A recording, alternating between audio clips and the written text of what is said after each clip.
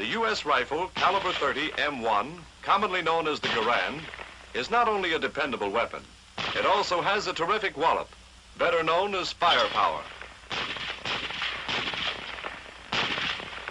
In fact, one man firing a Garand can do nearly as much damage as 3 men using the old-type Springfield rifle with its hand-operated bolt.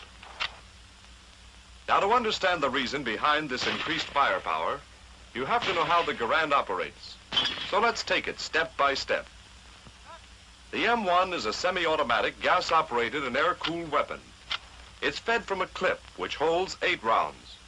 And only a fraction of a second after the trigger is pressed, a bullet is on its way. In this fraction of a second, many important steps occur. We'll take a few minutes and show you. So let's begin by loading a fresh clip and using an animated diagram. This shows what happens when the clip is inserted. The bottom cartridge forces the follower down. The follower arm moves, and its heel rotates the accelerator, camming the operating rod catch down.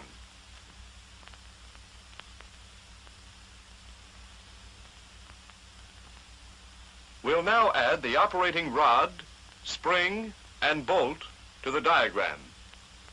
Notice that the bolt is held to the rear by the operating rod, and the rod is held by its catch.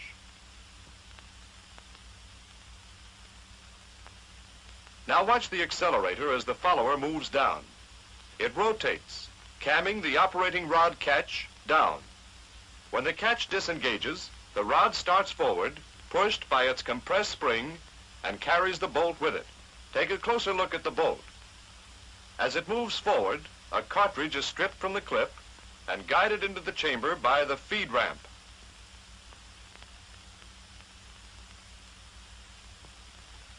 When the cartridge is nearly seated, the bolt begins to lock.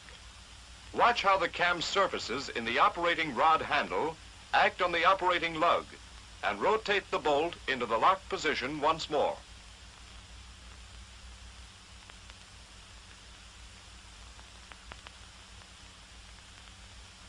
Here's the same action on the rifle itself. Now, as the bolt locks, the extractor snaps into the extractor groove, and the ejector is forced into the face of the bolt, compressing the ejector spring.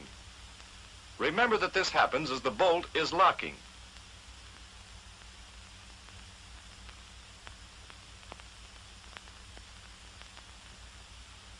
Let's stop here a minute, remove the barrel and receiver from the stock, and take a look at what's happening at the rear of the bolt as it locks. Here we are. Now watch the firing pin tang line up with a cutout slot in the receiver bridge when the bolt rotates. Here's the complete action of locking.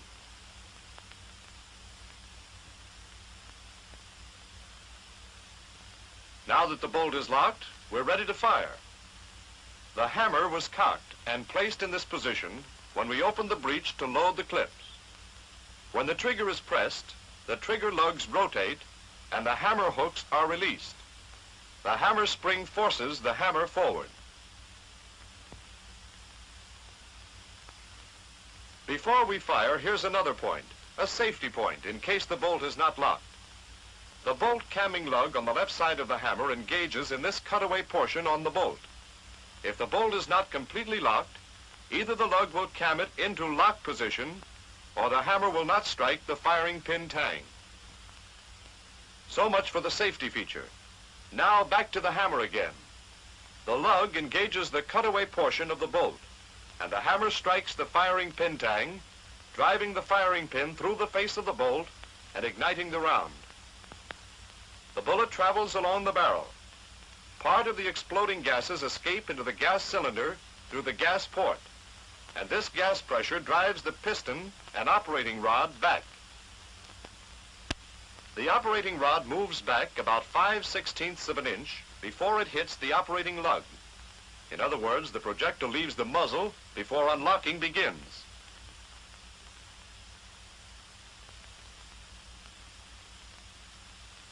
Then the cam surface in the rod handle hits the operating lug. The bolt turns, unlocking the lugs from the receiver. Watch it again.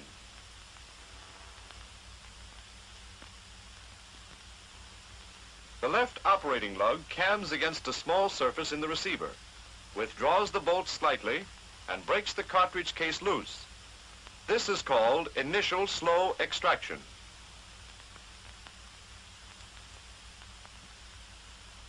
At the same time, the bolt camming lug is cammed out of its notch and forces the hammer away from the firing pin tang. This allows the firing pin tang to cam against this surface on the receiver bridge, withdrawing the firing pin from the bolt face. Here is the same action on the rifle. Now the complete action.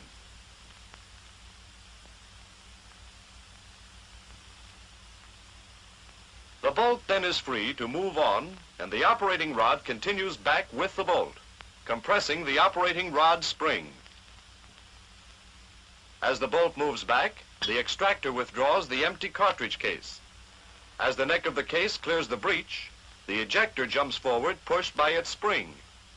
The case pivots about the extractor and up and out of the receiver.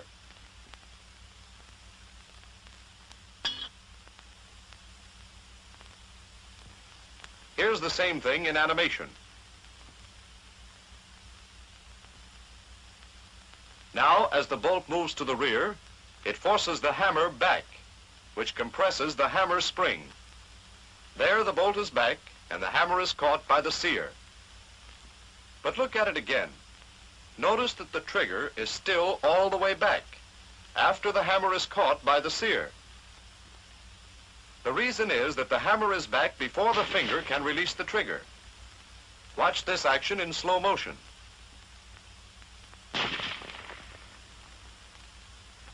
Now we let the trigger forward. It frees the sear from the hammer, which starts forward, but it is caught by the trigger lug.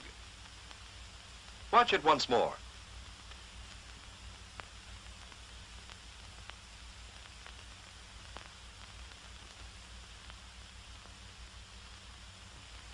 Let's take a look at the same action on the rifle itself.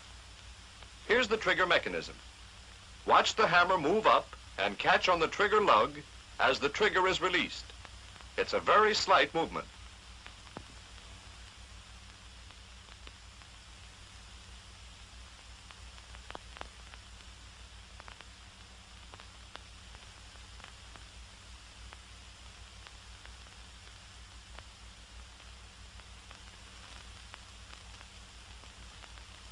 Now, as the bolt reached its rear position, the magazine was uncovered, allowing the empty case to be ejected.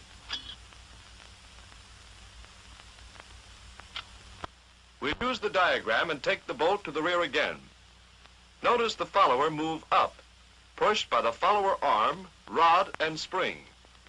It pushes the next cartridge up into feeding position. Now counter recoil starts. The operating rod spring expands. The rod moves forward, pulling the bolt. The bolt strips a fresh cartridge from the magazine and seats it in the chamber. The bolt locks, and we're ready to fire again. The rifle will fire each time the trigger is pressed until the magazine is empty.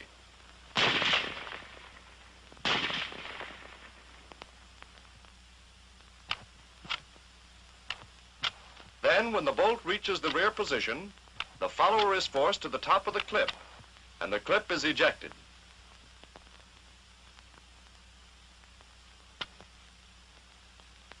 Here's how it's done. Notice the curved part of the follower rod.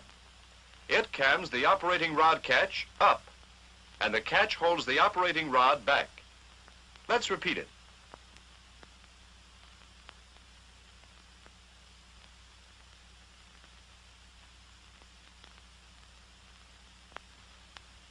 At the same time, the rear arm of the rod catch pivots, forcing this stud of the clip latch down.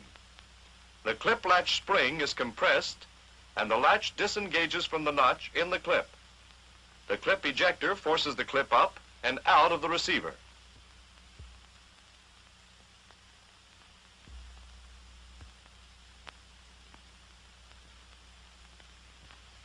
Let's repeat this action again.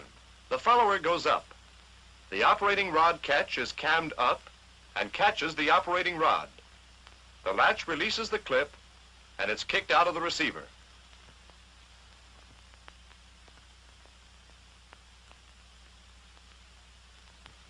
When the fresh clip is loaded, the clip latch spring expands and the latch again engages the clip.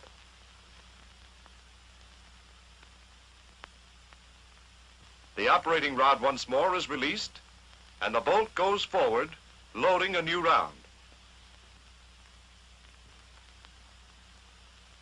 Now for the safety.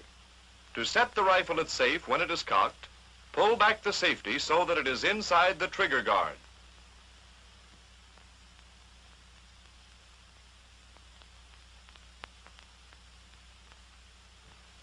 Here's what happens. The safety rotates about the safety stud, and this hook engages the lug on the hammer. The trigger can't be pulled because the trigger lug is blocked by this hump on the safety. One more point. In case of a misfire, the trigger can be cocked by pulling the trigger guard down. Watch the cocking action.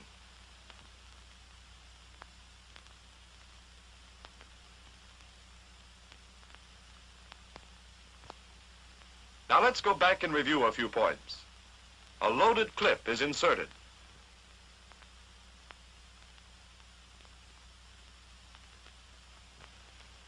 The follower arm and accelerator rotate, camming the catch down and releasing the operating rod, which starts forward.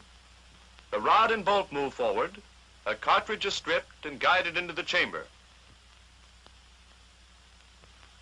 Now the bolt begins to lock.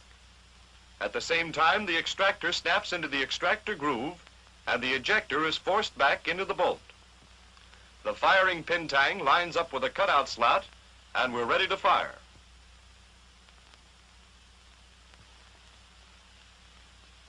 The trigger is pulled. The trigger lug rotates and the hammer goes forward. The firing pin is struck and the cartridge fired. There goes the bullet. Part of the gases escape into the gas cylinder and drive the piston and operating rod back. The bolt is hit, rotates, and starts to unlock. Slow initial extraction takes place. The hammer is cammed back slightly. The firing pin is withdrawn from the bolt face. Unlocking is now completed. The empty cartridge case is withdrawn and ejected. The bolt continues back and rides over the hammer. The hammer rotates back and is caught by the sear. Now the trigger is released. The hammer slips from the sear and is caught by the trigger lug. Meanwhile, the follower moves up, pushing the next cartridge into position. The operating rod and bolt move forward. The cartridge is stripped from the magazine, seated, and the bolt is locked. When the bolt comes back after the clip is empty, the follower rises, and the clip is ejected. Notice that the bolt stays open.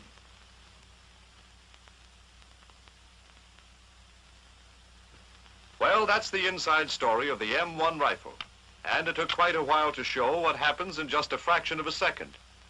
However, a knowledge of how the gun operates will help you plenty. Whether you're in the field or in the shop, if you know your weapon thoroughly, you can keep it firing.